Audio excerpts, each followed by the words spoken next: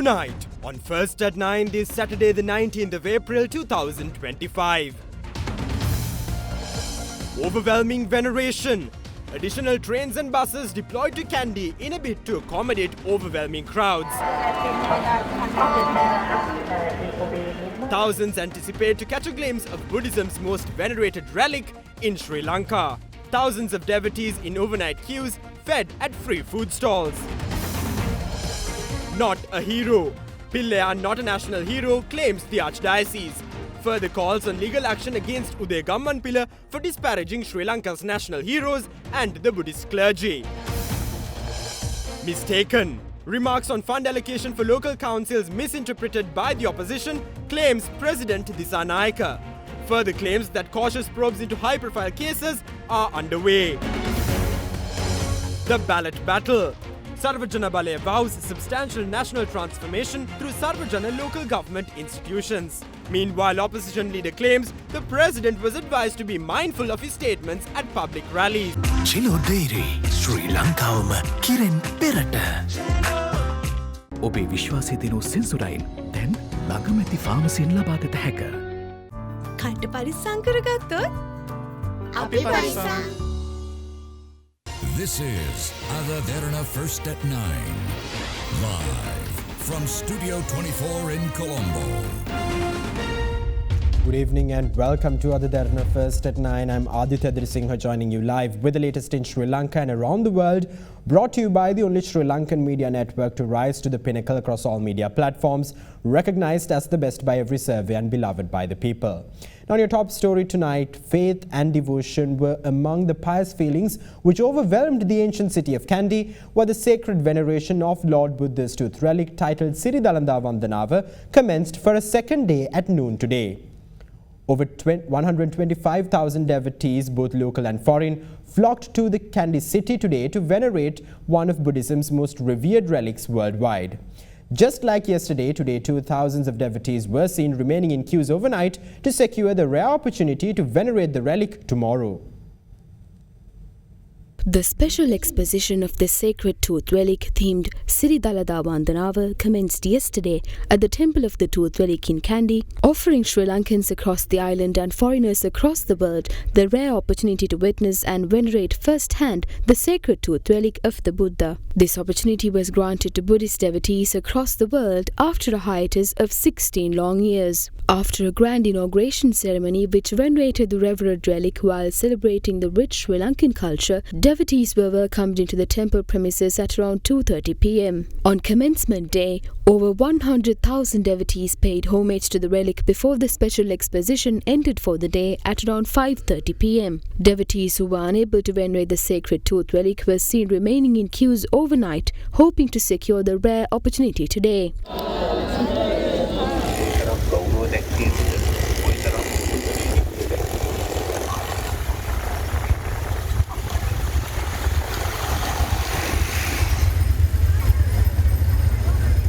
The special exposition commenced for a second day today at around 12 p.m.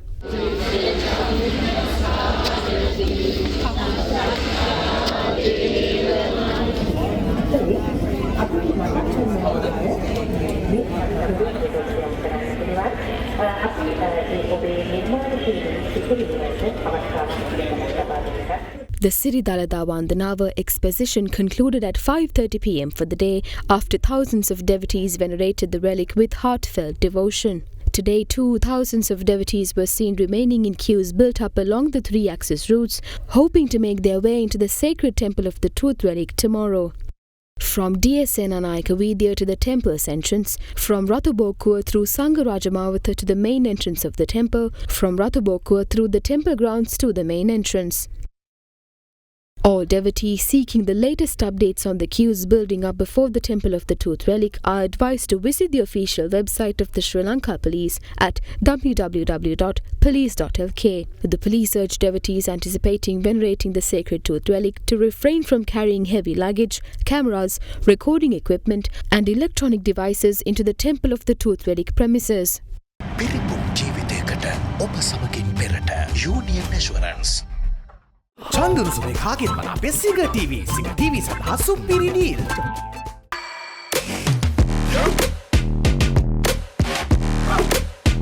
Now, as thousands of devotees gathered in Kandy hoping to catch a glimpse of the highly revered tooth relic of the Buddha, the authorities in Kandy have been posed with the challenge of managing waste disposal. Considering the amount of waste disposed arbitrarily yesterday, the Buddhist clergy urged all devotees to use the facilities set up by the authorities to dispose the waste accordingly. Meanwhile, to ease access to the city of Kandy, an expansion of transportation facilities were reported today as well. To ease access to the city of Kandy in view of the special exposition of the sacred tooth relic, Sri Lanka Railways deployed 8 daily train trips to Kandy. Making use of the additional trains deployed, devotees were seen departing to Kandy from a number of railway stations across the island, including from the Colombo Fort railway station. Similarly, the CTB and private contractors deployed buses from several cities across the island to Kandy. As thousands of devotees flocked together to venerate the hallowed relic in Kandy, the influx and accumulation of large crowds has triggered concerns on waste management. To address this challenge, the Kandy Municipal Council revealed several measures implemented by the authorities. All tanks placed along the Katugastara road have been connected directly to a water supply. All plumbing has been done accordingly, with taps also being attached where necessary. 50 toilets are expected to be set up in Kandy. Additionally, 20 mobile toilets are also expected to be set up in Kandy, with 10 of them being set up at the Rahula grounds. To meet the sanitary needs of devotees, the DS Senanayaka Children's Park and the DS Senanayaka College have been prepared accordingly. Sahasuyana and Ashoka Vidyalaya along Katugastara Mawatha have also been prepared for the same purpose. The staff has done an outstanding job disposing the waste accumulating in Kandy. Nearly 50 public health inspectors have also been deployed daily to meet the public health requirements of the thousands of devotees visiting Kandy. The Public Health Inspectors Union of Sri Lanka says that they have taken measures to monitor food stalls and garbage disposal and sanitary facilities. Due to the overwhelming turnout of devotees yesterday, issues have arisen regarding the infrastructure facilities provided. If someone has the means to provide drinking water to devotees, we urge such individuals to get in touch with the municipal council and the relevant authorities. We request all devotees to stay hydrated considering the extremely warm weather these days. Garbage was arbitrarily disposed yesterday. We urge devotees to refrain from bringing plastic and polythene to the temple premises.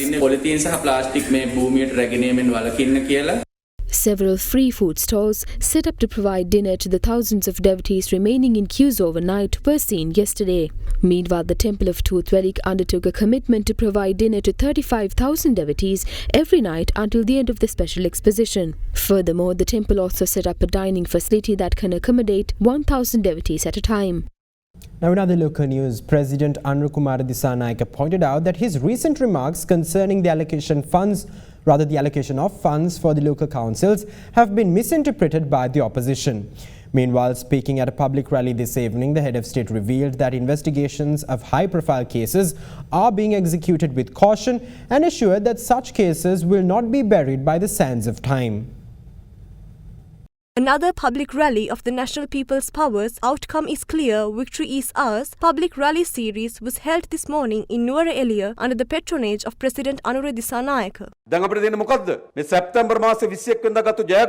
We expect to win the local government elections scheduled for the 6th of May in order to add even more momentum to the success we achieved on September 21st. It is crucial that local government institutions operate in tandem with the government, as funds for these institutions are allocated through the central government. Some recently said that I will not allocate funds for local councils that are not won by the NPP. That is not what I said. The Treasury holds the money that the central government has carefully collected. If the central government refrains from misusing public funds, the local councils must also act responsibly. What would happen if other political parties secure power of local government institutions? The central government will avoid wasteful expenditure while the local councils will squander money. Must we allow local councils to squander the money that the central government has collected? We stated that we would not allow anyone to squander the money that the central government has painstakingly collected. However, they misinterpreted what we said. They claim that funds will not be allocated to local councils won by other political parties. If the central government does not misuse funds, the local councils must also refrain from doing so. That is how it should be. So which political party must the people choose? It should undoubtedly be the National People's Power.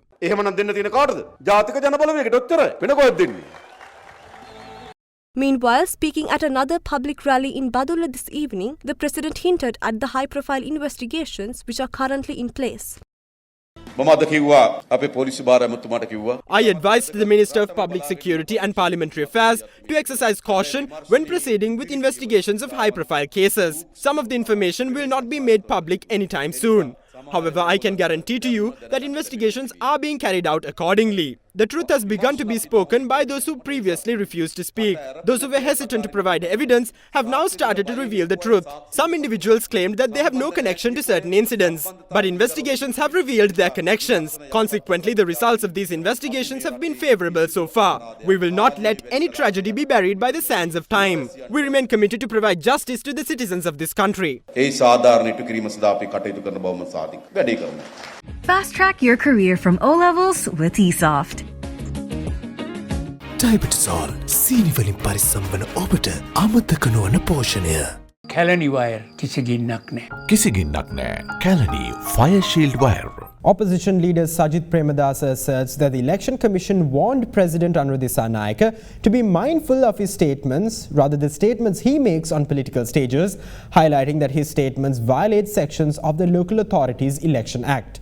Speaking at a public rally in Anuradhapura, opposition leader Premadasa notes that the Election Commission pointed out President Anura Disanayake's recent political comments to be unlawful and false.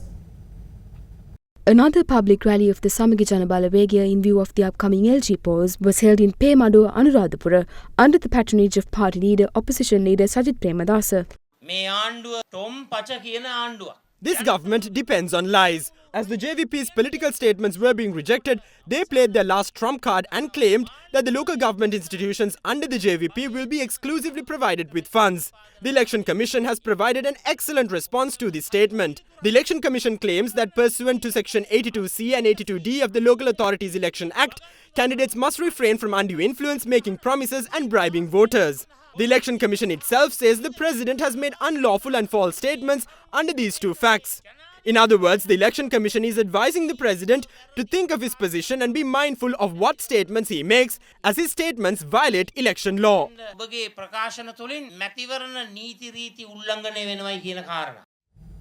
Leader of the Sarvajana Balaya, parliamentarian Dilith Jayavira, assures a substantial transformation in the country through the establishment of Sarvajana local government institutions after securing victory in the impending local government polls. Speaking at a public gathering today, Jayavira highlights the importance of adhering to an entrepreneurial mindset in order to develop the country. Another edition of the island-wide series of awareness programs in the areas of Jayala, Wattala and Marbula was held today in Marbula under the patronage of leader of the Sarvajana Balaya, parliamentarian Dilith Jayavira. Meanwhile, MP Dilith Jayavira inaugurated the Sarvajana Balaya office in Marbula.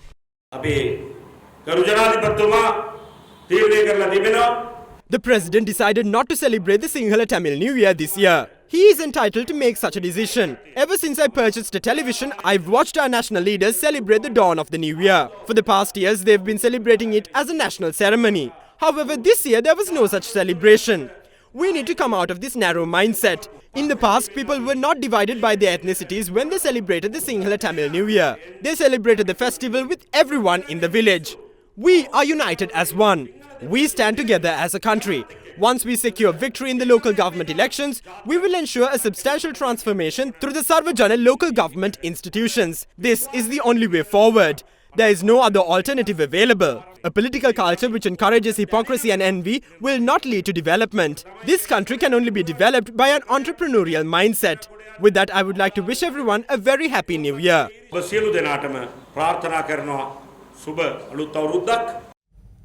Spokesperson for the Archdiocese, Father Jude Krushantha, claims that the government's efforts towards investigating the Easter Sunday attacks are much appreciated and that the public expects justice to be served for the victims who will be remembered during tomorrow's special commemoration.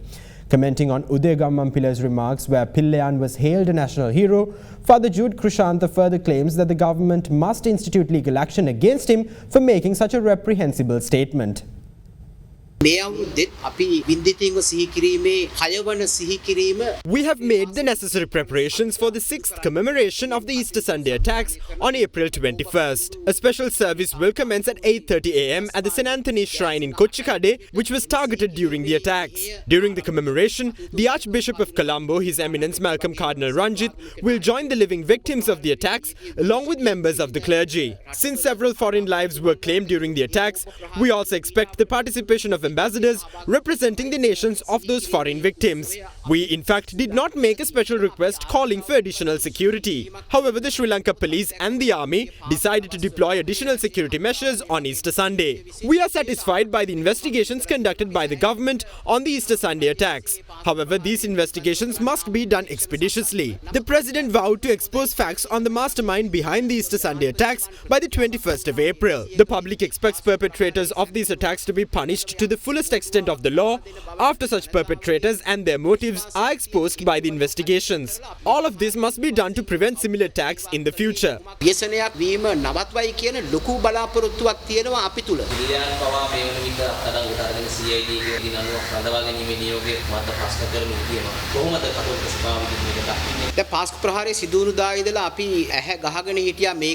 Ever since the Easter Sunday attacks occurred, we were keen on finding out who perpetrated the attacks. The Catholic Church was made privy to certain facts regarding the attack. Through the Channel 4 documentary, Pillayan's former secretary Asad Maulana revealed that Pillayan was involved in the attacks. Subsequently, we inferred certain facts and connected them with the facts that were exposed to us through the documentary.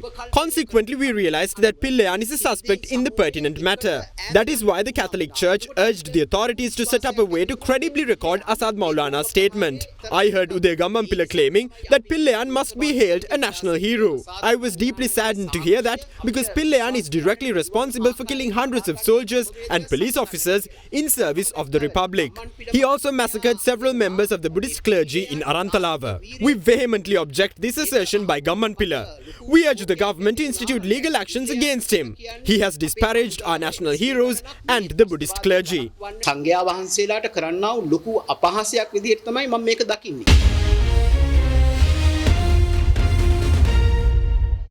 Welcome back. You're joining Ada Derana, Sri Lanka's most trusted news source. Now, in your political news, former parliamentarian and Chief Minister of the Eastern Province, Sivanesa Chandrakanthan's arrest and measures taken by the government to investigate the Easter Sunday attacks continue to dominate political discourse in the country. Let's take a look at some of the latest thoughts shared on the matter today. Who is dominating the political discourse in the media these days? It's Uday Gammanpila and Pillayan. This so-called patriotic Pillayan was involved in the mass killings of our comrades in Kathankudi, the massacre of Buddhist monks in Arantalava, and the murders of around 600 police officers. Pillayan is stating that the government is intending to accuse him of involvement in the Easter Sunday attacks. Have the investigations into the Easter Sunday attacks been completed yet? No, because there are a number of suspicious actions that have been uncovered related to the attacks. There are a lot of concerns, including individuals who made certain phone calls and individuals who have answered calls from unidentified contact numbers.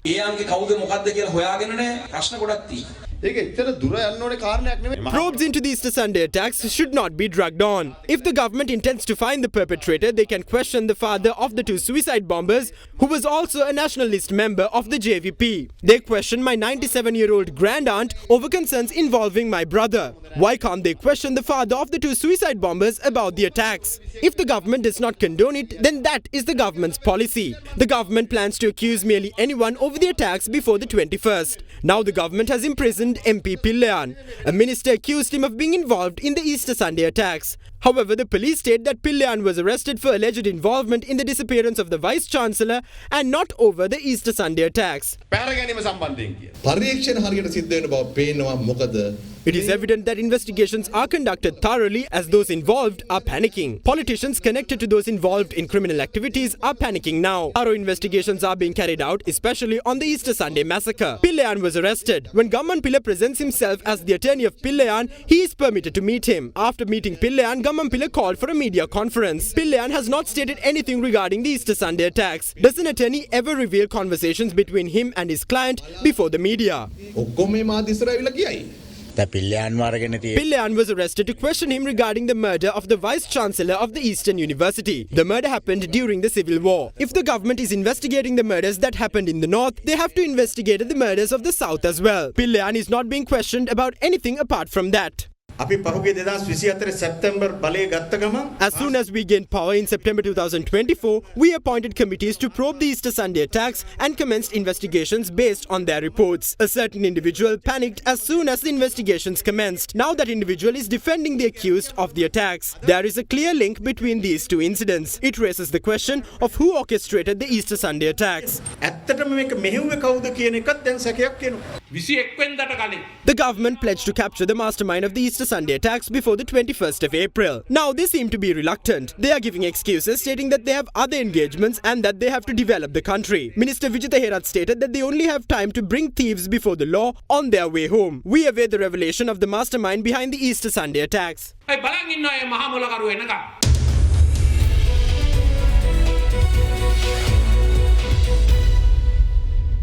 On your business news, the Employees Provident Fund has recorded its highest inflation-adjusted return in recent history as deflation and a stronger rupee boosted real gains for private sector workers. As per the Central Bank's annual economic review, the Central Bank Managed Fund declared 11% interest on member balances for 2024. With consumer prices falling 1.7% during the year, the real return surged to 12.7%, the highest in over a decade. Despite undergoing IMF-mandated restructuring, the EPF strengthened its financial position with its net assets rising 12.6% to 4.37 trillion rupees, while net contributions turned positive at 46.3 billion rupees, reversing last year's outflows. Investment income grew to 513.8 billion rupees, driven by higher interest and equity returns. The fund also maintained stronger efficiency with operating costs at just over 0.6% of gross income. In other business news, with the escalation of the global trade war, the United Nations Conference on Trade and Development states that Sri Lanka will face complexities regarding food price volatility and debt complexities. According to the latest report of the global trade body, Bangladesh and Pakistan were also named among the countries that are expected to be burdened by the volatility of food prices and debt complexities. Furthermore, the report highlights that the world economy is on a recessionary trajectory since the global growth is expected to slow to 2.3% this year, falling below the 2.5% threshold that is often associated with a global recessionary phase. The global trade body UNCTAD also underscores that trade policy uncertainty is at a historical high, which is already affecting businesses and long-term planning decisions. However, the report also pointed out that the growth of trade among developing countries, which is known as South-South trade, is a source of resilience. That's all the news we have for you tonight. Thank you. Have a great night.